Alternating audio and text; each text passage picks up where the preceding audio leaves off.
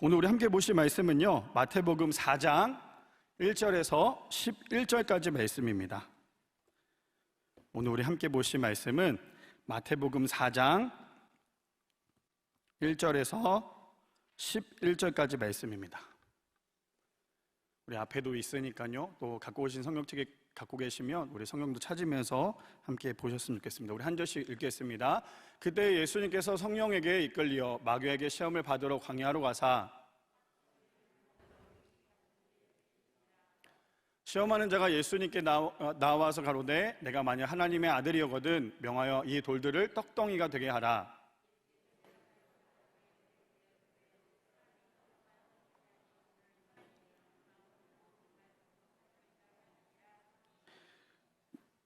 이에 마귀가 예수님을 거룩한 성으로 데려다가 성전 꼭대기에 세우고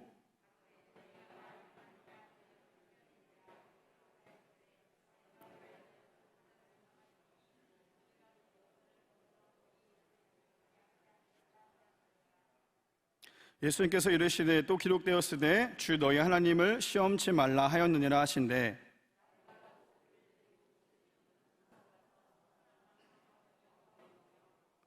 가로되 만일 내게 엎드려 경배하면 이 모든 것을 내게 주리라.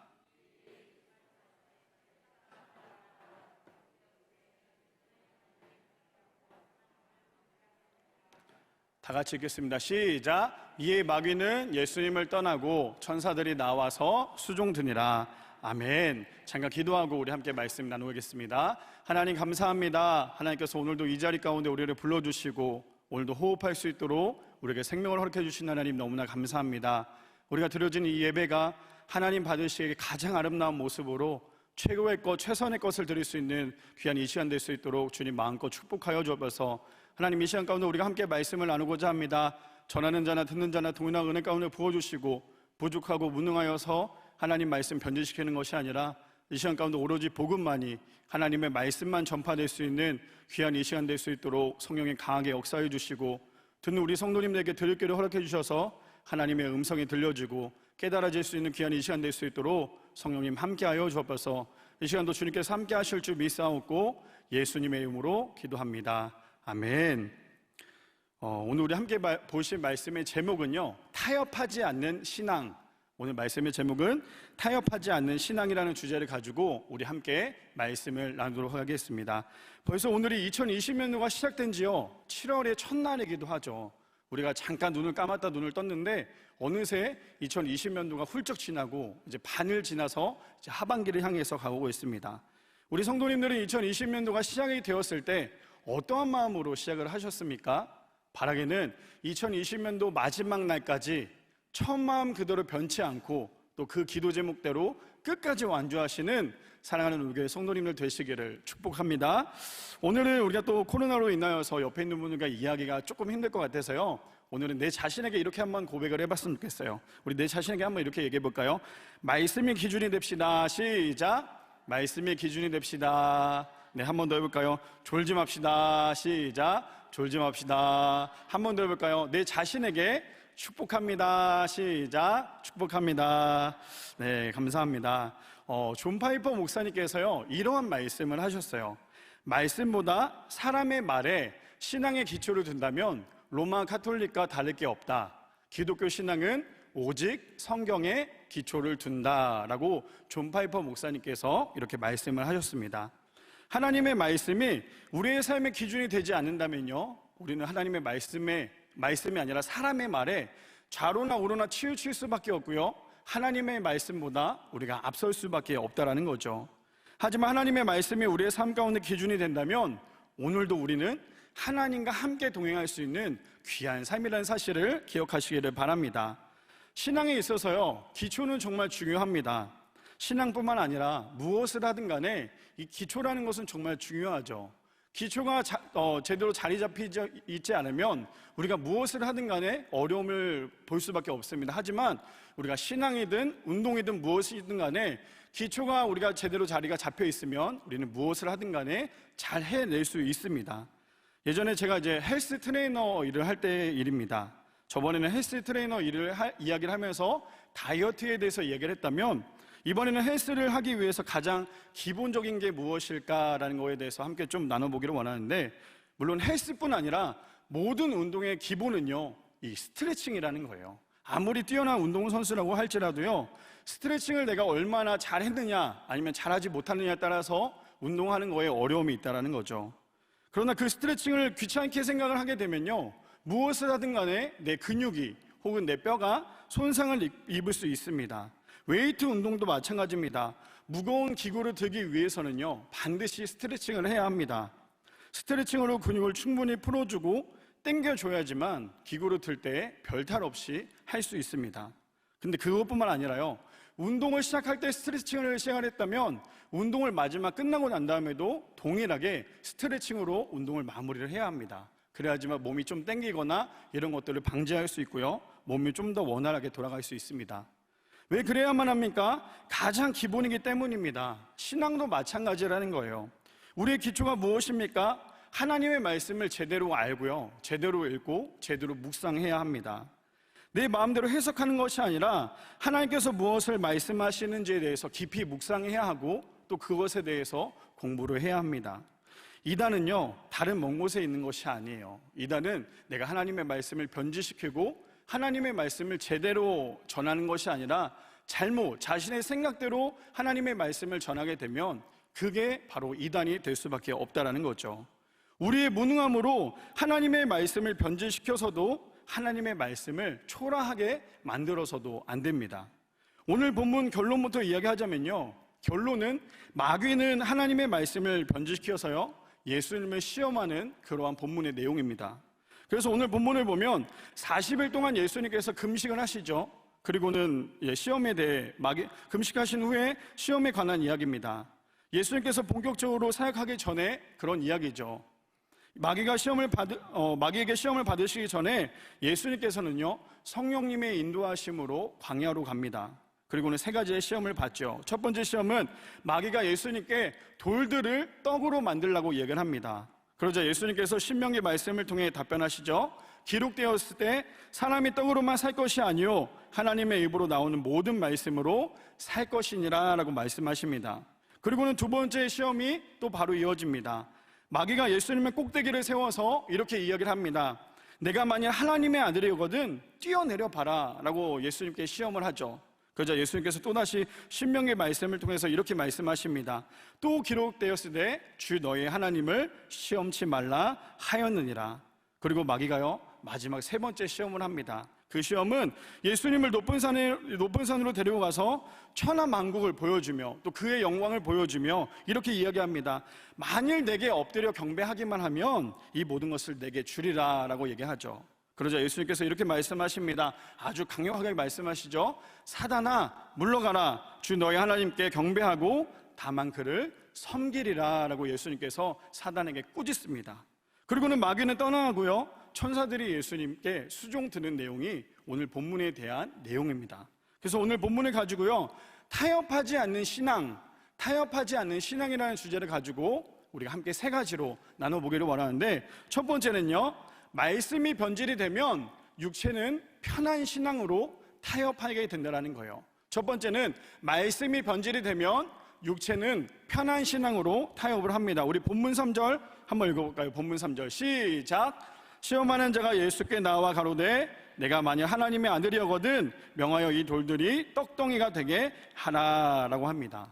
배경을 살펴보면요, 예수님께서 40일 동안 금식을 하셨습니다. 우리 성도님들 금식 해보셨나요? 제가 생각을 해볼 때는요, 금식이 가장 좀 어려운 신앙 가운데 어렵지 않나라는 생각을 하게 됩니다. 금식이라는 것은 결국 쉬운 일이 아니죠. 내 힘으로 할 수 없는 것이 이 금식이기 때문입니다. 저는 예전에 3일 금식을 2번이나 했었는데, 이 3일 금식을 하기 전에 첫 번째는 이제 금식을 잘 몰랐을 때요, 이 금식을 하기 위해서 그 전날까지 아주 음식을 최대한 많이 섭취를 했습니다. 그리고는 이러한 생각을 했어요. 내가 지금 이만큼 먹었으니까 최소한 내가 이만큼 먹었으니까 3일은 버틸 수 있겠지라는 생각을 가지고 금식을 하게 됐는데, 우리 성도님들도 아마 경험해 보셨을 거예요. 금식을 하는 그 순간부터 아무리 많이 먹었어도 내가 지금부터 금식을 할 거야 라고 하는 순간부터 배가 이상하게 고프기 시작을 하죠.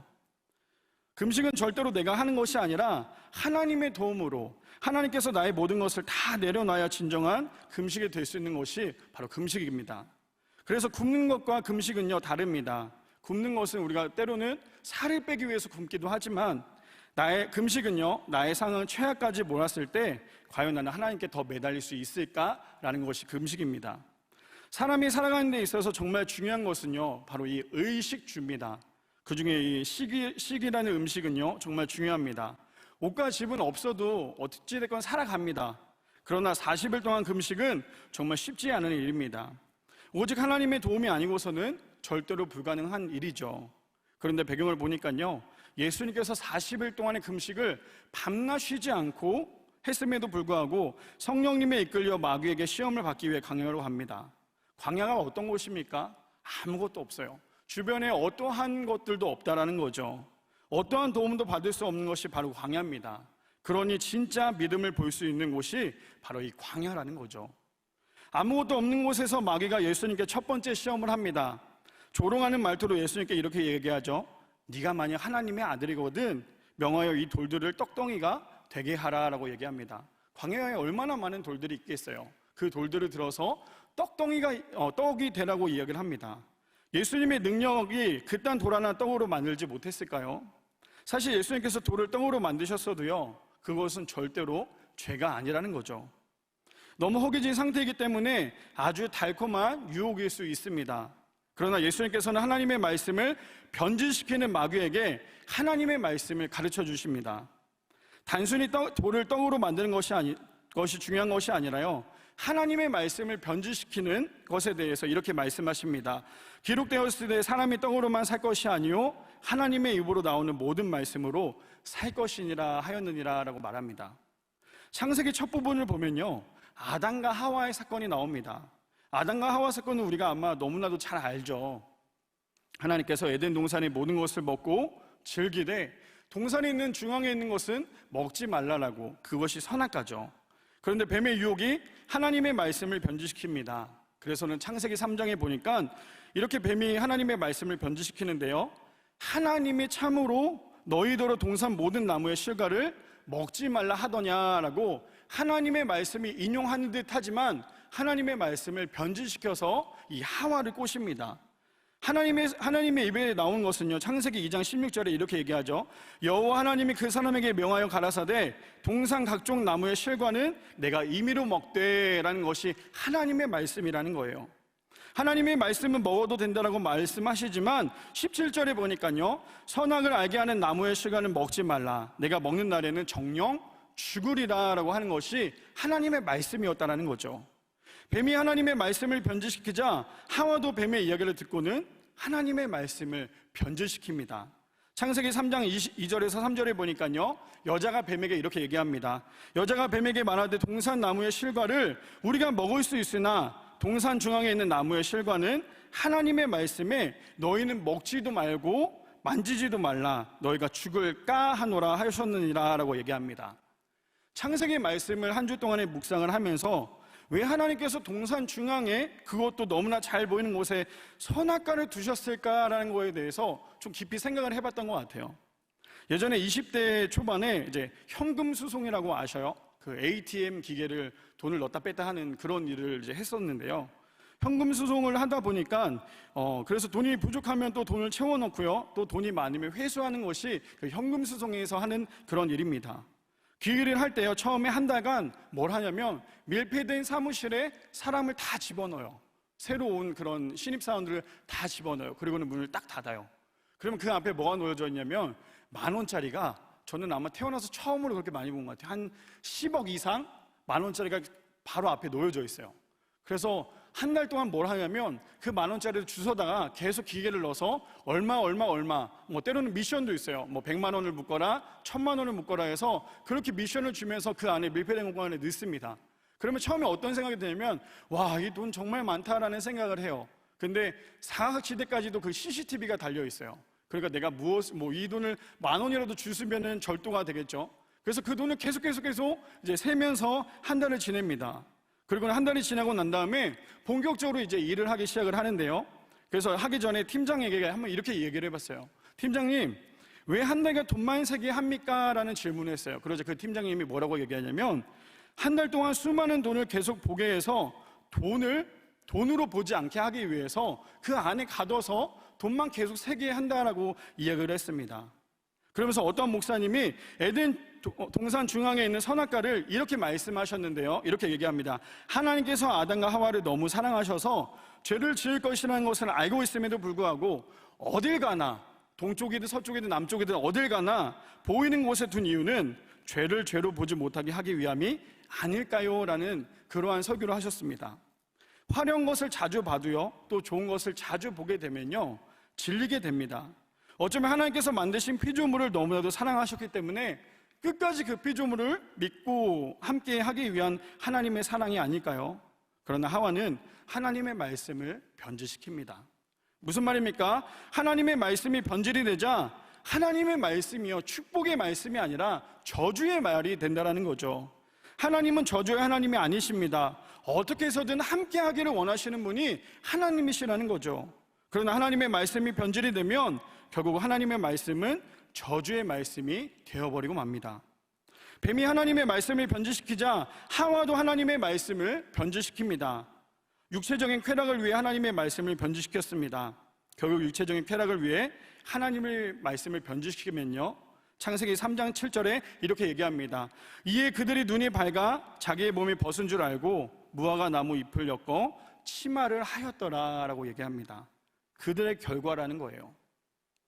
육체적인 쾌락을 위해 하나님의 말씀이 변질이 되면 죄가 들어옵니다. 또 죄가 들어오면요, 타협하게 된다는 거죠. 지금 이 시대를 보면 하나님의 말씀에 자신의 이기적인 생각으로만 해석을 하다 보니까요, 어떻게 되어가고 있습니까? 하나님의 말씀이 힘을 잃어가고 있다는 거예요. 대표적으로 지금 어떠한 사건이 일어납니까? 동성애가 죄냐 아니냐, 이런 거에 대해서 토론을 하고 있어요. 분명히 성경은 동성애는 죄라고 얘기하고 있는데도 불구하고 아직도 많은 목사님들이 동성애를 죄가 아니다, 그들도 품어야 된다. 물론 죄는 미워해야 되지만, 사람은 품어야 되지만 죄를 미워해야겠죠. 하지만 동성애는요, 죄라는 거죠. 그런데 하나님의 말씀을 변질시키다 보니까요, 동성애를 죄라고 하지 않고요, 차별하면 안 된다라고 이야기를 하고 있습니다. 하지만 반드시 죄는 죄고요, 아닌 것은 아닌 것이라고 예수님은 오늘날에도 직접적으로 이야기를 하고 계십니다. 바라기는 하나님의 말씀을 변질시키는 순간 우리는 육체적인 쾌락을 쫓을 수밖에 없습니다. 육체를 위해 타협하는 신앙이 아니라 하나님의 말씀을 올바르게 보는 굳건한 신앙을 지키는 사랑하는 우리의 성도님들 되시기를 축복합니다. 그래서 아닌 것은요, 아닌 거고요, 죄는 죄라고 이야기할 줄 아는 우리 모두가 되기를 소망합니다. 두 번째로는요, 말씀이 변질이 되면 믿음을 시험하게 된다는 거예요. 두 번째로, 말씀이 변질이 되면 믿음을 시험하게 됩니다. 우리 본문 7절 한번 읽어볼까요? 본문 7절. 우리 본문 7절 함께 읽겠습니다. 시작. 예수님께서 이르시되 또 기록되었으되 주 너희 하나님을 시험치 말라 하였느니라 하신대 라고 얘기합니다. 첫 번째 시험이 끝나고는요, 마귀가 거룩한 성으로 데려다가 성전 꼭대기에 예수님을 둡니다. 그리고 예수님을 조롱하듯 이야기하죠. 네가 만약 하나님의 아들이면 그곳에서 뛰어내려봐 라고 얘기합니다. 그러면서 시편 91편 11절에서 12절을 인용하여서 이렇게 이야기를 합니다. 저가 너를 위하여 그 사자들을 명하시리니 저희가 손으로 너를 받들어 발에 돌에 부딪히지 않게 하리로다 라고 얘기합니다. 완벽한 말씀을 인용한 것이 아니라 말씀을 왜곡하여서 예수님을 시험하는 그러한 장면이죠. 그러자 예수님께서 마귀에게 또다시 신명기 말씀을 인용하여서 이렇게 얘기합니다. 또 기록되었을 때 주 너희 하나님을 시험치 말라 하였느니라 라고 얘기합니다. 우리가 너무나도 잘 알고 있는 성경의 사건 중에 예수님의 제자인 그 도마의 사건 아마 다 아실 거예요. 도마는 어떠한 제자입니까? 예수님의 죽음을 알았어요. 또 예수님의 죽음조차도 봤어요. 그리고 예수님의 죽음을 믿었습니다. 그러나 예수님의 부활을 믿지는 않았습니다. 예수님의 부활을 믿지 못하는 도마에게 예수님께서는 직접 너무 사랑했던 제자이기 때문에 찾아가서 예수님께서 도마에게 이렇게 얘기합니다. 내가 본고로 믿느냐? 보지 않고도 믿는 자가 복되도다 라고 그 제자 도마에게 찾아가서 예수님께서 말씀하십니다.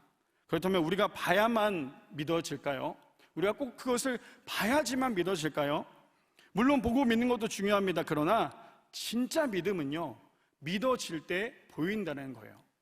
진짜 믿음은 믿어질 때 보인다는 거죠. 우리가 성경을 볼 때도 마찬가지 아닙니까? 우리가 아무리 성경을 열심히 읽어도 믿어지지 않을 때가 있고요, 의심스러울 때가 있다는 거죠. 이것은 너무나 당연한 것입니다. 그런데 그래서 믿음 없는 사람은요, 창세기 1장 1절을 봤을 때 믿어지지 않으니까 성경책을 바로 덮어버리죠. 그러나 믿음이 생기면요, 창세기 1장 1절이 믿어진다라는 거예요. 도마도 예수님의 죽으심까지는 목격했습니다. 하물며 예수님의 제자로서 예수님을 따랐던 사람이죠. 그러나 그에게는 예수님의 부활 사건을 믿기 어려웠습니다. 그러니 예수님의 부활에 대해 봐야만 믿겠다라고 이야기를 합니다. 우리가 신앙생활 할 때도 꼭 표적과 이적이 나타나야만 믿는 경우가 있습니다. 물론 선한 믿음에는요, 반드시 열매가 나타나게 되어 있죠. 오늘 본문에 나타난 사건을 보면 마귀는 예수님께 하나님의 능력을 시험해보라라고 이야기를 합니다. 우리가 하나님의 말씀을 똑바로 보지 못하고 하나님의 말씀이 나로 인해 변질이 되면요, 우리는 극단적인 신앙생활을 할 수밖에 없다는 거죠. 극단적인 신앙은요, 도덕도 무시하고 상식도 무시하고 무엇보다 내 중심 신앙이 된다는 거예요. 극단적인 신앙과 극단적인 율법주의는 뭔가 화려한 신앙처럼, 뭔가 믿음 좋은 사람처럼 보일 수는 있습니다. 그러나 하나님을 제대로 바라볼 수는 없다는 거예요. 그의 대표로 우리가 잘 아는 안식교를 보면 그거에 대해서 알 수 있죠. 그들의 교리를 보면요, 그들은 율법적 구원이 사회의 무리를 일으키지 않았다는 거죠. 그러니 제7일 안식교가 욕먹는 일이 극히 드물었습니다. 많은 이단들을 정말 많이 욕을 먹어요. 그런데 이 안식교는요, 희한하게 욕먹는 것들을 많이 볼 수 없다는 거죠. 그러나 그들의 율법주의적 구원관이 결국에는 극단적인 율법주의가 되어버립니다. 그러니 구원이요, 예수님을 믿어야지만 구원을 받는 것이 아니라 그들의 구원관은 율법을 다 지켜야지만, 그 율법대로 살아가야지만 구원을 받을 수 있다라고 얘기를 합니다. 극단적인 율법주의자들은 율법을 완벽하게 지키기 위해 율법을 정말 열심히 지킵니다. 그러다 보니까요, 하나님보다 더 앞서게 되고요, 하나님을 볼 수가 없습니다. 오늘 마귀의 시험에 예수님의 반응은요, 하나님의 말씀을 변질시키지 않으셨습니다. 바라기는 하나님의 말씀을 왜곡시켜 나의 믿음을 자랑하는 것이 아니라, 또 믿음이 없어 의심하여 하나님을 시험하는 것이 아니라 하나님의 말씀을 더 깊이 묵상하여 말씀대로 사랑하고 우리의 삶으로 하나님의 말씀을 증명해낼 수 있는 귀한 우리 모든 성도님들 되시기를 축복합니다. 마지막 세 번째로는요, 말씀이 변질이 되면 우상이 생긴다는 거예요. 마지막 세 번째는 말씀이 변질이 되면 우상이 생깁니다. 우리 본문 10절 한번 읽어볼까요? 본문 10절 우리 함께 읽겠습니다. 시작! 이에 예수님께서 말씀하시되 사단아 물러가라, 기록되었으되 주 너희 하나님께 경배하고 다만 그를 섬기라 하였느니라 라고 말씀하십니다. 우리가 살아갈 때에 영적으로 지지 않고 이길 수 있는 방법이 있어요. 그거에 대한 정답은요, 오늘 본문 1절에 그 답이 나와 있는데 뭐라고 나와 있냐면 성령께로 이끌리어라고 말이 나옵니다. 성령께로 이끌린다는 것이 무엇입니까? 우리의 삶의 주어가 내 자신이 아니라 하나님이시면 성령님께 이끌려 살아갈 수 있다는 거예요. 우리의 삶 가운데 주어가 내 자신이 되다 보면 하나님은 온전히 바라볼 수 없지만 우리의 삶 가운데 주어가 하나님이시라면 우리는 성령님께 이끌려 살아가는 인생이 될 수 있다는 거죠. 하나님의 말씀이 우리의 삶의 기준이 아닌 말씀이 변질이 되는 순간 우리는요, 우상을 만듭니다. 어떠한 우상을 만듭니까? 나라는 우상을 만들 뿐 아니라 하나님의 영광보다 세상의 영광을 더 많이 의지하고 더 집착하는 그러한 우상을 만들게 됩니다. 오늘 본문 마지막 세 번째 시험을 보게 되면요, 마귀가 예수님을 높은 산에 데리고 갑니다. 그리고는 천하만국을 보여주죠. 그리고 그 영광을 보입니다. 마지막 시험은요, 정말이지 굉장히 달콤한 그러한 유혹입니다. 우리에게 교회만 나가지 않으면 100평짜리 집과 외제차, 그리고 평생 쓰고도 남을 돈을 준다고 하면 우리의 마음이 어떨까요? 그런데 진짜를 알면요, 우리가 정말 진짜를 알면 지금 바로 앞에 놓여진 달콤한 꿀떡에 한눈 팔지 않는다는 거예요. 우리가 진짜로 알면, 우리가 십자가가 진짜라는 사실을 알고 하나님이 진짜라는 걸 안다면 우리는 지금 내 앞에 놓여진 그 꿀떡에 한눈 팔지 않는다는 거죠. 사람은 오래 살아야 100세까지 살아갑니다. 그리고 그 이후에는요, 반드시 천국과 지옥으로 나눠집니다. 그렇다면 우리의 구원과 세상의 영광과 타협하시겠습니까? 우리 한 사람은 어떠한 사람입니까? 마태복음 16장 26절에 보니까 우리 한 사람에 대해서 이렇게 얘기합니다. 사람이 만일 온 천하를 얻고도 제 목숨을 잃으면 무엇이 유익하리요? 사람이 무엇을 주고 제 목숨을 바꾸겠느냐라고 얘기합니다. 무슨 말입니까? 우리 모두는요, 천하보다 귀한 한 사람이라는 거예요. 9절에 보면 마귀가 이런 말을 합니다. 만일 내가 엎드려 경배하면 이 모든 것을 내게 주리라 라고 얘기합니다. 우리에게 죄가 이렇게 다가오고 있지 않습니까? 한 번만 눈을 감아주면, 한 번만 눈을 감으면 편한 신앙생활을 할 수 있습니다. 한 번만 타협하면 세상의 손가락질 당하지 않고요, 세상을 정복할 수 있습니다. 그러면 한 번쯤 엎드려 경배해보는 것도 괜찮지 않을까요? 그런데 그곳에는요, 하나님의 시선이 머물고 있지 않다라는 거예요. 지금 청소년 사역을 하면서요, 아이들이 지금 시험 기간에 있습니다. 그래서 아이들에게 꼭 권면하는 말이, 기도를 30시간 했다면 공부도 30시간 하라고 이야기를 합니다.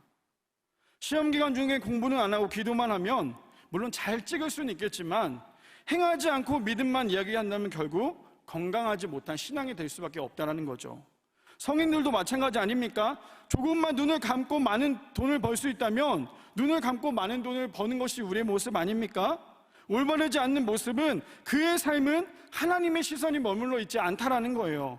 하나님의 시선이 없는 삶은 그 아무리 100점짜리 시험지를 갖고 온다 할지라도, 돈을 많이 버는 부자라 할지라도 그의 삶은요, 불행한 삶이 될 수밖에 없다라는 것입니다. 그래서 10절에 예수님께서 아주 강하게 그리고 단호하게 마귀에게 이렇게 얘기합니다. 사단아 물러가라, 기록되었을 때 주 너희 하나님께 경배하고 다만 그를 섬기라 라고 말씀하십니다. 하나님의 말씀이 우리 가운데 역사하지 않는다면, 그래서 우리가 하나님의 말씀을 변질시킨다면요, 우리의 우선순위가 하나님이 아닌 세상이 되어버린다는 거예요. 오늘 예수님을 향한 마귀가 주는 세 가지의 시험에는요, 결국 하나님의 말씀을 왜곡시켰던 사건입니다. 우리의 신앙을 잘 점검해 보면 우리는 하나님의 말씀을 왜곡시키며 살아가고 있지는 않습니까? 마치 말씀을 뷔페처럼 내가 듣고 싶은 말만, 그리고 내 마음대로 해석해서 하나님의 말씀을 힘없고 능력 없는 사람의 말로 해석하는 것이 우리의 모습 아닙니까? 마지막으로 무디 목사님께서요, 이러한 얘기를 했어요. 성경은 정보를 위한 책이 아니라 변화를 위한 책이다. 한 번 더 얘기해 드릴게요. 무디 목사님께서 성경은요, 정보를 위한 책이 아니라 변화를 위한 책이다라고 이야기를 했습니다. 그렇다면 우리 지금 성경 통독하고 계신 우리 모든 성도님들, 말씀을 보면서 변화가 되고 계십니까? 아니면 내가 말씀을 읽어도 여전히 예전보다 더 못한 그런 신앙생활을 하고 계십니까? 바라기는 타협하지 않는 신앙을 살기 위해서는 하나님의 말씀을 왜곡시켜서는 절대 안 됩니다. 지금 모두가 어려울 때입니다. 코로나로 인하여서요, 가정이, 또 학업도, 직장도 모두 어려운 상황입니다. 지금 어려운 이때에 가짜의 신앙이 아니라 진짜의 신앙의 모습을 보여 하나님의 시선이 없는 화려한 인생이 아니라 하나님의 시선이 머문 곳에 우리 모두가 있는 귀한 우리의 신앙생활이 되기를 축복합니다. 어쩌면 가장 기본적인 본질을 지킬 때에 이전보다 더 큰 하나님의 사랑과 은혜를 경험하는, 그래서 우리의 문제보다 크신 하나님께서 하나님을, 또 그리고 우리의 문제 안에 계신 하나님을 올바르게 바라볼 수 있는 귀한 우리 모든 성도님들 되시기를 축복합니다. 우리의 신앙 가운데 특별히 우리가 어려움이 있을 수도 있어요. 또 그 문제 때문에 힘들어할 수 있다는 거예요. 근데 우리의 삶 자체가 하나님의 주권에 있다면요, 우리는 때로는 그것이 어렵고 힘들어도요, 하나님의 은혜라는 거예요. 이것을 기억하시는 우리 모두가 되기를 소망합니다.